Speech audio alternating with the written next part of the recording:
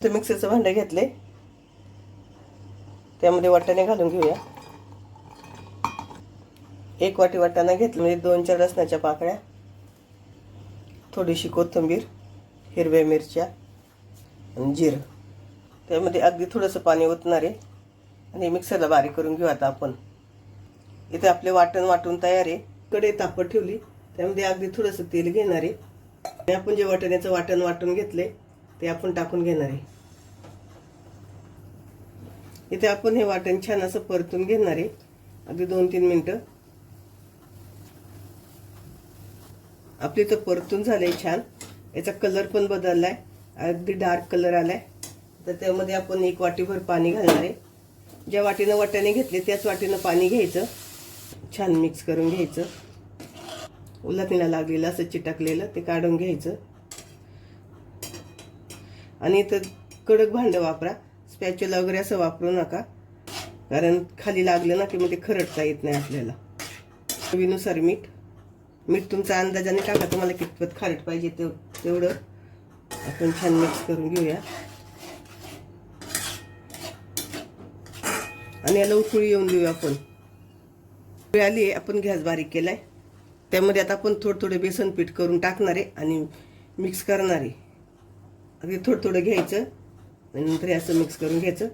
एकदम बेसन पीठ टाकलं ना की त्याच्या गुठळ्या होतील, म्हणून थोडं बेसन पीठ घेऊन मिक्स करायचं. असं गुठळ्या नाही झाल्या पाहिजे त्याच्यात. वाटीभर आपण वाटाणा घेतलाय, 1 वाटीवरच आपल्याला बेसन पीठ घ्यायचंय. बेसन पीठ टाकून झालं 1 वाटीचं आणि इथं आपलं असं मिश्रण तयार झाले. आता हे आपल्याला शिजून घ्यायचंय. त्याच्यावर आपण झाकण ठेवून घेऊ. बारीक गॅस केल्या, बारीक गॅसवर शिजून घ्यायचं. फास्ट गॅसवर शिजून घेतलं तर खाली लागेल. आपण झाकण काढून बघूया. मध्ये मी 2 वेळा मिक्स केलेलं आहे, तुम्हाला परत दाखवते एकदा. इथं आपले छान शिजून झाले, गोळ्या तयार झाल्या अगदी मिश्रणाचा. ह्या गॅस बंद करूया. इथं आपण एक प्लेट घेतली आहे, त्याला आपण तेल लावून घेऊया. त्याच्या आपण तयार केलेला गोळा ठेवूया आणि आपल्याला पसरून घ्यायचं आहे छान.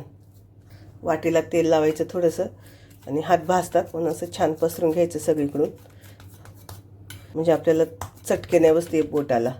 आणि थोडीशी जाड थापून घ्यायची आपल्याला ही. नंतर साईडने असं थोडंसं बोटाने दाबून घ्यायचे. थंड झाल्यावर वड्या कापून घेऊया. इथे आपले थापलेलं थंड झाले, त्याच्यात आपण वड्या करून घेऊया. तुम्हाला पाहिजे तशा वड्या करा, चौकोनी किंवा शंकरपाळीचा आकार द्या.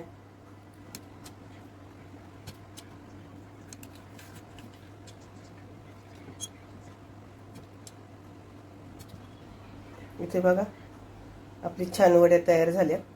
आता हे आपण तळून घेऊया तेलात.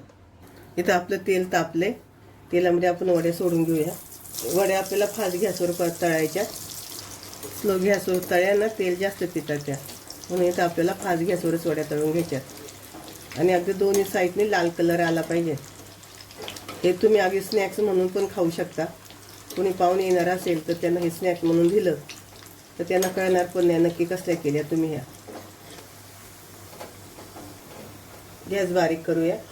बघा इथं आपल्या किती छान वड्या तळून झाल्या, खूप सुंदर कलर आल्या वड्यांना. आता आपण ह्या वड्या काढून घेऊया एका प्लेटमध्ये.